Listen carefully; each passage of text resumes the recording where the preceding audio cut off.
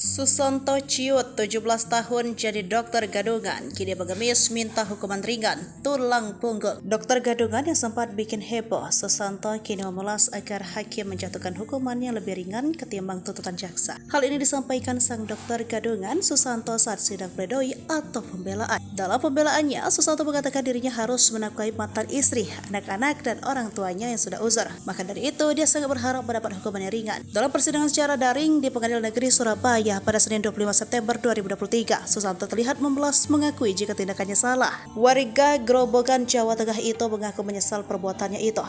Saya tidak ingin dihukum berat, tapi saya juga tidak pantas dihukum ringan, kata Susanto saat membacakan pledoi. Susanto mengucapkan hal tersebut terpaksa ia lakoni, sebab ia mengaku menjadi tulang punggung keluarga dan tidak memiliki pekerjaan tetap. Mulai dari mantan istri, anak, hingga orang tua masih menggantungkan hidup pada dirinya. Susanto mengakui perbuatannya dan merasa menyesal.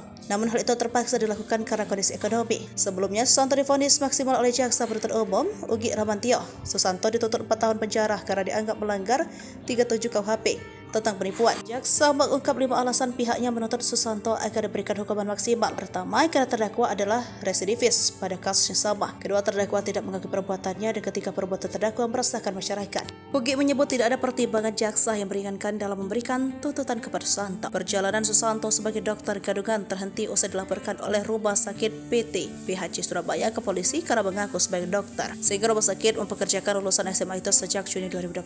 Setelah mempekerjakan Susanto, RSPHC mengaku mengalami kerugian total 262 juta. Tercatat Susanto sudah berkali-kali menyamar sebagai dokter sejak tahun 2006.